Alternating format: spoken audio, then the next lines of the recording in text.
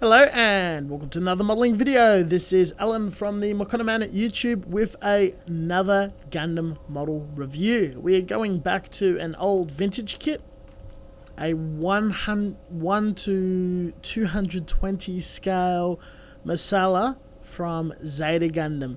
It's one of those Titan-esque mobile suit prototypes that turn into a mobile armor. Appears, does some cool things.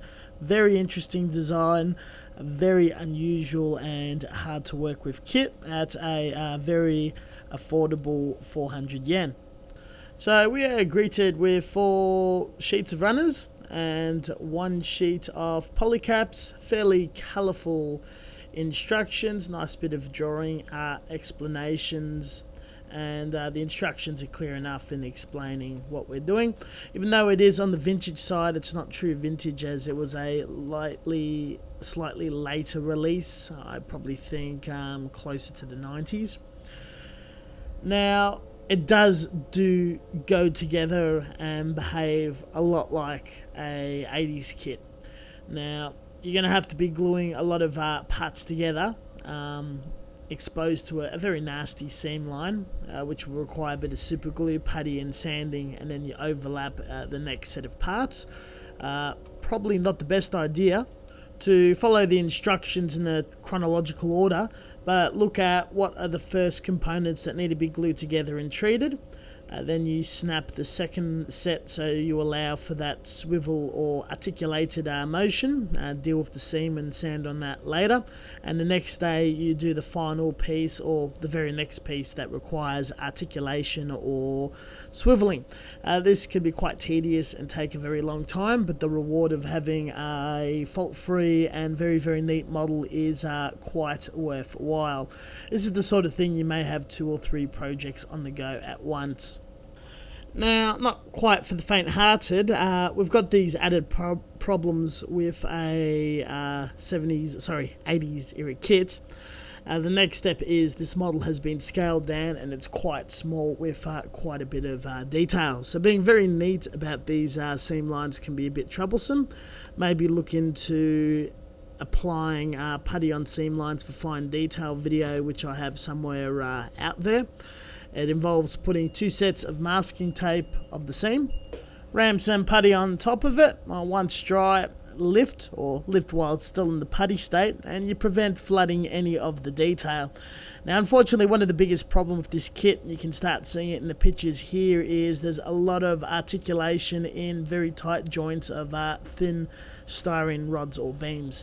These will snap under tension, especially after the application of paint.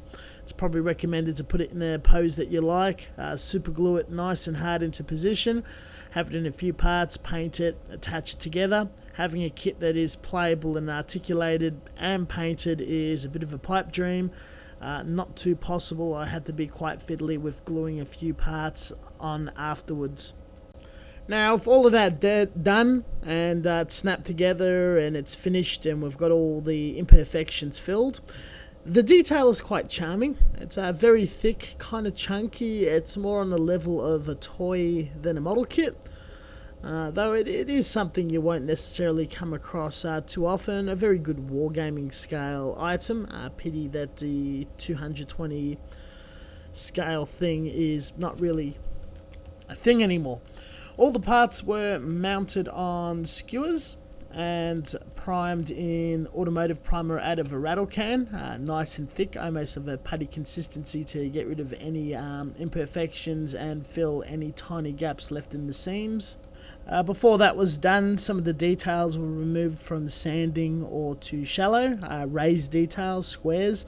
This was replaced with 1/2 mil styrene, as well as filling 2 nasty seams in hollow areas. All the parts were airbrushed in lacquers, smaller details hand painted, where masking couldn't really be much of help, either SMS brand of lacquers or Mr. Colour. Masking was a bit difficult in some areas, as I'd like to keep that lovely yellow going when everything was done. A little bit of touch-ups were applied where bleed did occur, and it did occur.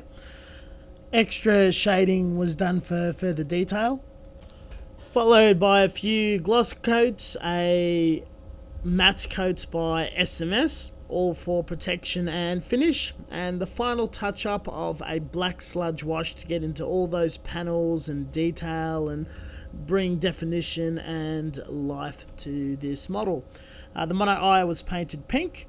Now, before all of this, a diorama was also scratch built out of styrene and just some junk out of the bits box to look like space debris. It was also freehand airbrushed, weathered, textured and finished as so, with a brass rod going from that into the kit to create the illusion of flying. It's a very static, boring position. It's not too spectacular or fancy, but making it a little nicer and bearable was a bit of a challenge. By far for gunpla, not my best finish, but I don't think any of my vintage kit finishes are perfect at all. They are very, very hard to work with, but their detail is also quite charming and enchanting. Anybody who's a fan of vintage kits did enjoy this and do enjoy building the kit, even though it's quite available, very easy to buy. They were produced quite recently, so you shouldn't be too hard tracking down one of these or any of the 220 scale kits. Worth having a go. Very, very challenging. You can see this is the best I can do. I'll try to do something better in future, but had a lot of fun. It was very quick. I smashed the build in a period of a couple of days and painted and built the base in a couple of other days in between a lot of other builds and models. My biggest regret is maybe using a dark colour scheme for something that's not very detailed. Dark or black should probably be reserved for something that you can play with dry brushing and small detail. Old kits really shine with lighter, so I probably should have gone for a very light sea grey and yellow, or more yellow and white, or white with a little bit of red, which is very classic in MSV paint jobs. But it is what it is, and I probably won't do it again. The beam saber definitely pops nice, and the debris is definitely something that will be done in future again. Small part was also 3D printed. I think I forgot to mention that. All in all, that concludes the video. Thank you very much for watching, and as always, stay tuned till next time.